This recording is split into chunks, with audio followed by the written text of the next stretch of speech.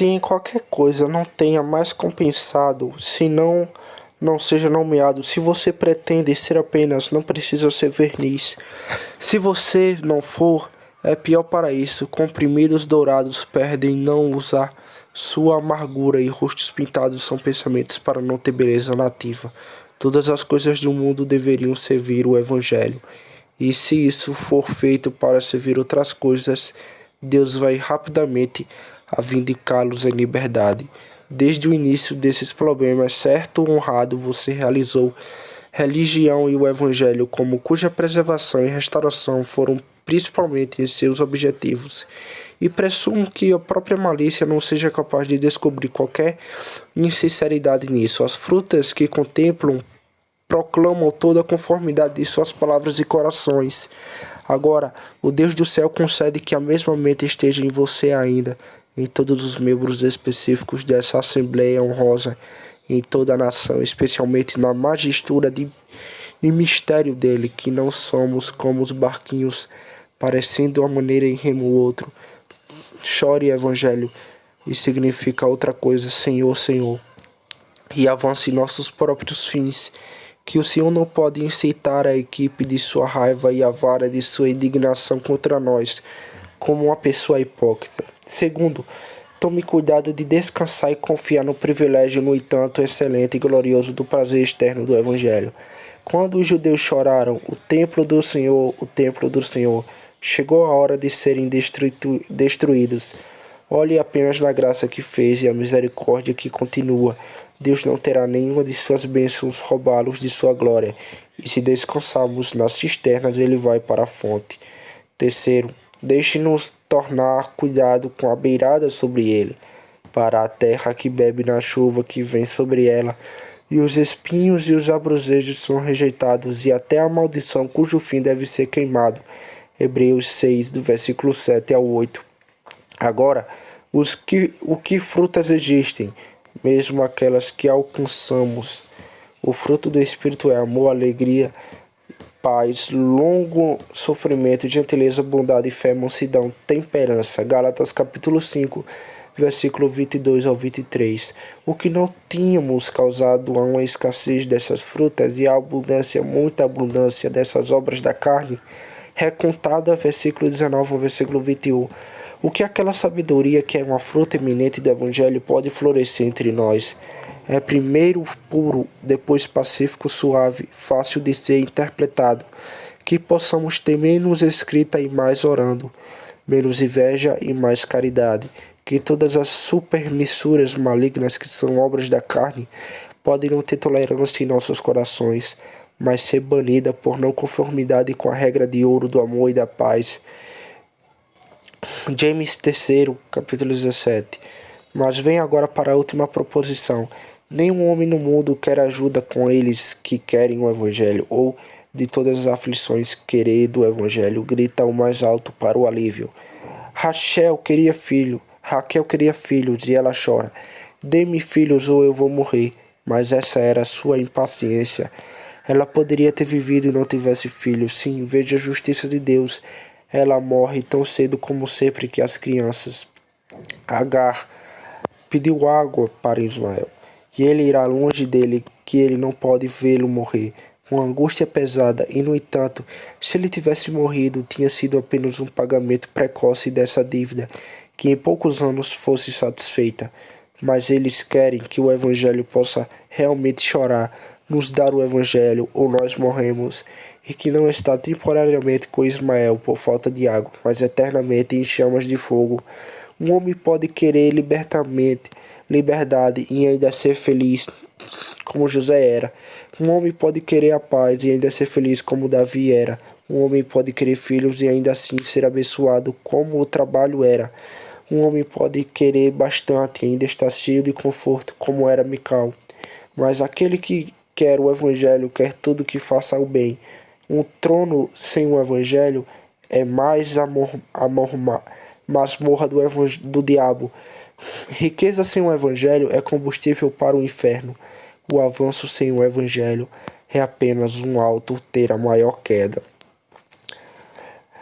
O Senhor que o fará por mim, vendo que eu vou sem filhos e este Eleazar de Damasco deve ser meu herdeiro, muito mais pode um homem sem os meus de graça reclamar o que será feito para mim, vendo que eu vou menos bel. E tudo que eu tenho é apenas uma pequena herança para este pedaço de barro do meu corpo. Quando Eleazar, de espírito para fazer algo para o seu exame, que tinha tão gentilmente o entretido, ele pergunta se ele deveria falar por ela para o rei ou capitão do anfitrião. Ela responde: ela habitou no meio de seu próprio povo, ela não precisa dessas coisas, mas quando ela encontra querer uma criança e diz a ela disso, ela é quase transportada. Ah, quantas almas pobres existem que não precisam de nossas palavras para o rei ou o capitão do anfitrião, mas ainda sendo evangélico, se você pudesse dizer a eles disso, ficaria tão arrebatados com alegria. Pensem em sua queda antes da promessa se escondendo de Deus, e você tem um retrato perfeito de uma má criatura sem o evangelho. Agora, isso aparece primeiro da descrição temos das pessoas que estão neste estado e condição sem o evangelho. Eles são um povo que sentem na escuridão, sim, na região e na sombra da morte. Mateus capítulo 4, versículo 16 ao 17. Eles são até a escuridão em si. João 1, verso 5. Dentro do domínio e dívida da escuridão da morte.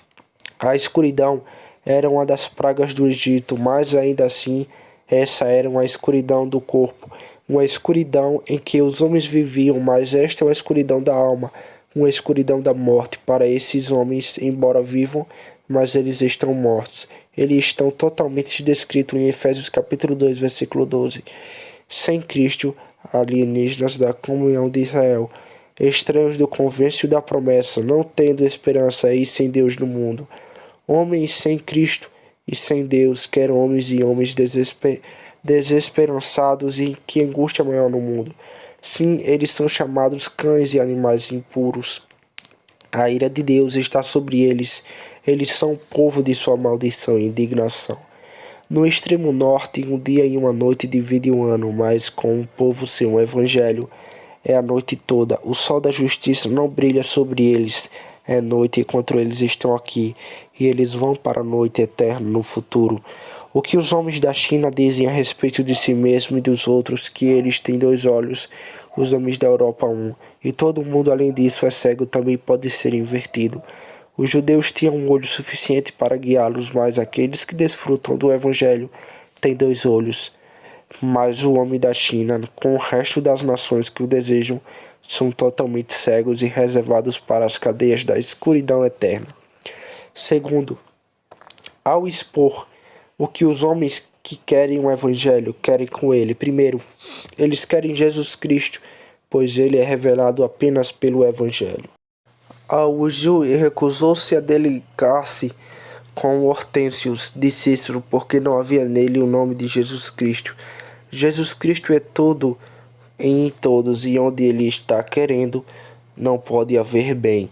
A fome não pode ser verdadeiramente saciada sem o maná, o pão da vida que é Jesus Cristo. E o que fará o faminto que não tem pão?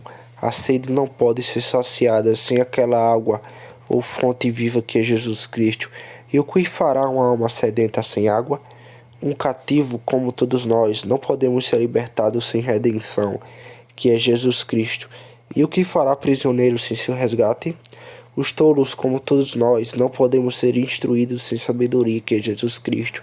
Sem eles pereceremos em nossa loucura. Todo prédio sem ele fica na areia, que com certeza vai cair. Todo trabalho sem ele está no fogo, onde será consumido. Todas as riquezas sem ele têm asas e vão embora. Malésio de Cristo quando regate, disse Lutero. Uma masmorra com Cristo é um trono, e o trono sem Cristo é um inferno. Nada tão ruim, mas Cristo vai compensar. O maior mal do mundo é o pecado, e o maior pecado foi o primeiro, e no entanto Gregório não teme gritar: ó Félix, ó feliz culpa, que encontrou tal Redentor. Todas as misericórdias sem Cristo são amargas, e toda cálice doce é temperado, mas com a gota de seu sangue ele é verdadeiramente amor. O amor e o deleite dos filhos dos homens, sem os quais eles devem perecer eternamente. porque não há outro nome dado a eles pelo qual eles podem ser salvos. Atos 15, versículo 12. Ele é o caminho, os homens sem ele são caíns, andarinhos, vagabundos. Ele é a verdade, os homens sem ele são mentirosos, como o diabo, que era tão antigo. Ele é a vida, sem ele os homens estão mortos, mortos em delitos e pecados. Ele é a luz, sem ele os homens estão nas trevas e não sabem para onde vão. Ele é a videira, os que não são enxertados nele são ramos murchos preparados para o fogo. Ele é a rocha, os homens não edificados sobre ele são levados pelo dilúvio. Ele é o alfa e o ômega, o primeiro e o último, o autor e fim, o fundador e consumador de nossa salvação. Aqueles que não têm princípio de bem, nem terá fim de miséria. Ó bendito, nunca nasce. Ó bendito Jesus, quão melhor seria não ser do que estar sem ti. Nunca nascer do que não morrer em ti. 1000 sinos faltam para isso. Eternamente querer Jesus como os homens querem o Evangelho. Quarto, eles querem todas as ordenanças de Deus, a alegria de nossos corações e o conforto de nossas almas. Ó, a doçura de um sábado, os arrebatamentos celestiais da oração. Ó, a gloriosa comunhão dos santos, das quais tais homens são privados. Se eles soubessem o valor da pérola escondida, essas coisas fossem compradas, o que essas pobres almas não dariam por eles? Quarto, eles vão finalmente querer o céu e a salvação. Eles nunca virão a presença de Deus em glória, nunca habitarão uma mansão gloriosa. Eles nunca verão Jesus Cristo, mas quando eles clamarem rochas e montanhas para se erguerem sobre eles, para escondê-los de sua presença, eles vão querer a luz na escuridão total, vão querer a vida sobre a morte, vão querer refrigério no meio das chamas, vão querer a cura sobre a dor da consciência, vão querer graça continuando a blasfemar, vão querer glória em plena miséria, e que é a soma de tudo isso, eles vão querer um fim de tudo isso, pois o seu verme não morre, nem o seu fogo se apaga. Porque, estando em toda essa necessidade, eles não sabem que querem alguma coisa e, portanto, nunca procuram nenhum suprimento. Laodiceia sabia muito, mas, no entanto, porque ela não conhecia seus desejos, ela quase também não sabia de nada. Homens sem evangelho não sabem que são cegos e não procuram colírio. Eles não sabem que estão mortos e não buscam a vida. O que quer que eles peçam sem saber seus desejos é apenas como um homem chorando por mais peso para pressioná-lo até a morte. E, portanto, quando o Senhor chega a alguém com o Evangelho, ele é achado pelos que não buscaram e manifestado aos que não pediram. Romanos capítulo 10, versículo 20. Este é um selo sobre a miséria deles, sem a misericórdia gratuita de Deus, como uma pedra colocada na boca da caverna por Josué, para manter os 5 reis até que sejam trazidos para serem enforcados.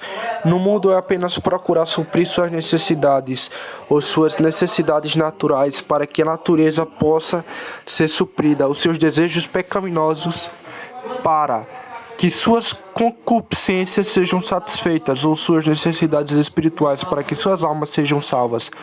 Para os 2 primeiros homens sem o Evangelho, colocam todas as suas forças, mas dos últimos há entre eles um silêncio profundo. Agora, isso é tudo que os homens gritam, que seus dedos sangram, enquanto a espada é atravessada em seus corações, e eles não perecem, não percebem. Deseja que uma verruga suja seja curada, enquanto eles têm uma chama de peste sobre eles, e portanto, talvez seja que se digam que eles vão para o inferno, como ovelhas, muito silenciosamente, sem medo, como um pássaro que se apressa para a armadilha, e não sabendo o que é para a sua vida.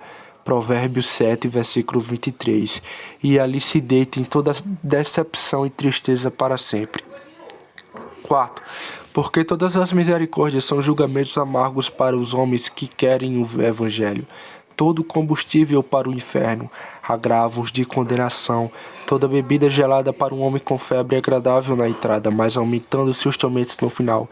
Como o livro do Apocalipse, doce na boca, mas amargo na barriga. Quando Deus vier exigir seu pão e vinho, seu linho e óleo, paz e prosperidade, liberdade e vitórias de homens sem evangelho, eles amaldiçoarão o dia em que eles desfrutaram. Tão não espirituais são as mentes de muitos homens e tão desagradáveis seus julgamentos que eles consideram a felicidade dos homens por suas posses e supõem o catálogo de seus títulos para serem um rolo de suas felicidades, chamando os orgulhosos de felizes e avançando em nossos conceitos os que praticam a maldade. Malaquias capítulo 3, versículo 15.